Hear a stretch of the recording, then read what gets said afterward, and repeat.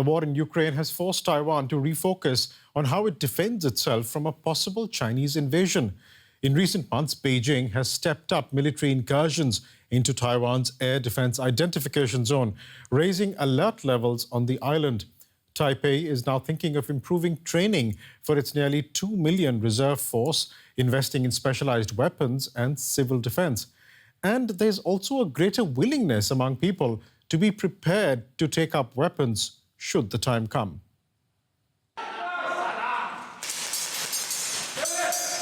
They are Taiwanese civilians with a new purpose beyond their day jobs. They are regulars at a combat skills training academy. The weaponry looks and feels authentic, but the hardware, in a country with strict gun ownership laws, fires 6mm rounds made of non-lethal hard plastic. As the war in Ukraine has spurred debate about how Taiwan should bolster its defenses, including compulsory military service, people like Su Chun want to get out front. Su Chun is a tattoo artist by trade. He keeps a replica gun and a bulletproof vest in his office, and figures should war come to Taiwan as it has in Ukraine, people like him will be called up and handed real guns at some point. Those who are prepared, people who aren't prepared, and also those who are panicking. I think all those types will be there. I'm sure most people don't want to go to war. I also don't want to go to war. But in the unfortunate event it really happens, I'll be mentally prepared. Where Su Chun is now, that's where travel guide Chang Wu wants to be. He's in an advanced beginner's class, learning more about gripping a gun and moving with a weapon. It's only because of the Ukraine war that I more urgently started feeling the threat from China. So I decided to gain some deeper knowledge about these defensive weapons. In the past, before the war started, I was mostly interested in first aid. This has already been a trend in the last 2 years. Since Chinese fighter jets started flying close to Taiwan, there's been an increase. After the Ukraine war started, the numbers have tripled or quadrupled. More and more people are coming to take part. These so-called airsoft guns are used for competition sport in Taiwan, a simulation of real combat. The preference, of course, is that these students use their new skills only in future simulations, even games. But they're gaining confidence that they'll be ready should the games turn real. And joining me now for more from Taipei is Wenty Sung. He lectures at Canberra's ANU College of Asia and the Pacific. Mr. Sung, how high is the threat of a Chinese invasion of Taiwan with a war going on in Ukraine?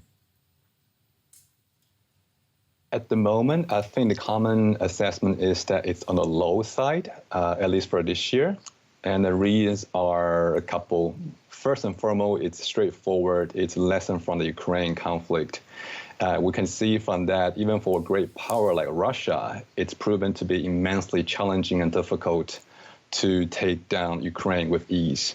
Now, Taiwan has the additional natural defense in terms of the Taiwan Strait, making any invasion a necessarily amphibious one, which is much more complicated to maneuver. So I think China is learning from that, and China is thinking, I better make sure that I have everything prepared before I give it a try. So I think there is confidence at the moment that, at least for now, there will be stability in Taiwan Strait. What about Taiwan's preparations? What is Taiwan's strategy to counter a possible Chinese invasion whenever it comes, whenever the Chinese feel they are ready for one, if at all?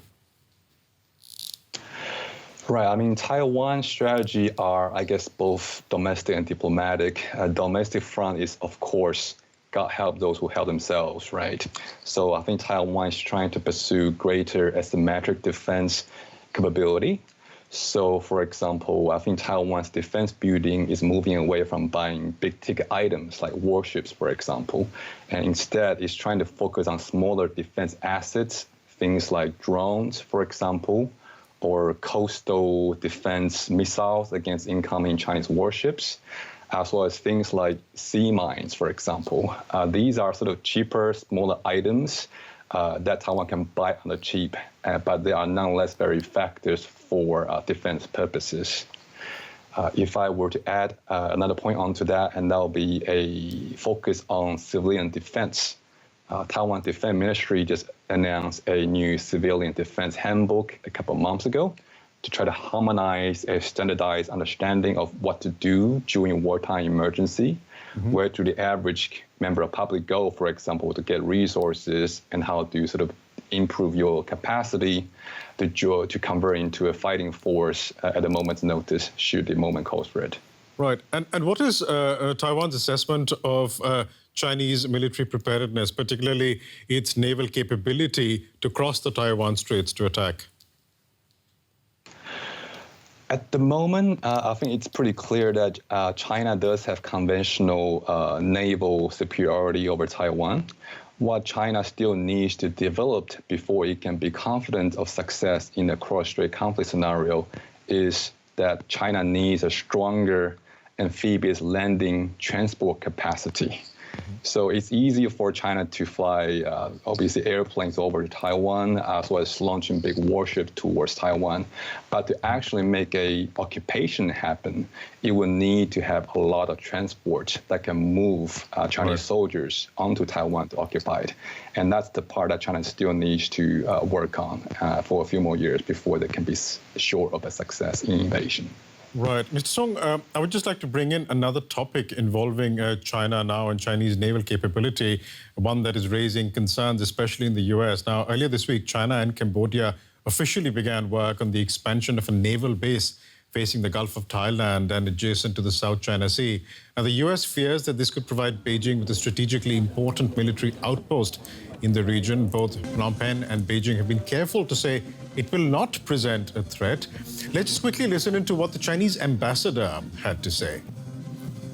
This project is a result of mutual respect and equal consultation in line with the laws of both countries and relevant international laws and practices.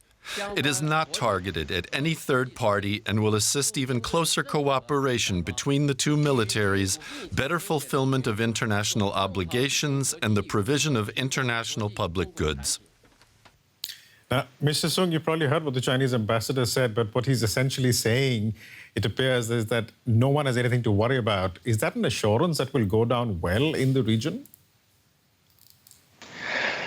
I think with growth in Chinese military power, there will naturally be an increasing concern in Asia and Indo-Pacific more broadly about what China intends to do with that increasing capability.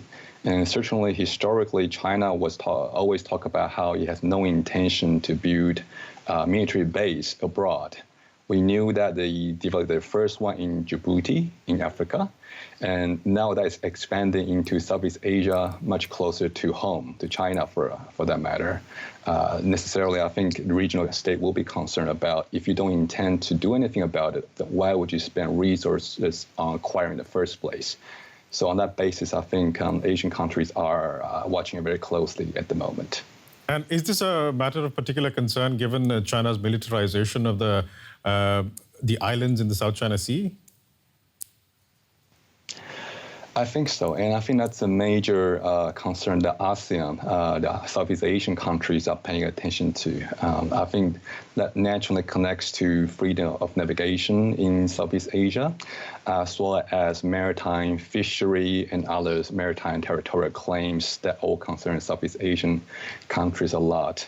So that's a factor that I think the region is paying a close attention to, and it remains to be seen what China intends to do with that new access. Right. We'll leave it there for the time being, but always a pleasure talking to you. Venti Sung from the ANU College of Asia and the Pacific. Thank you so much for joining us today. Thanks for having me.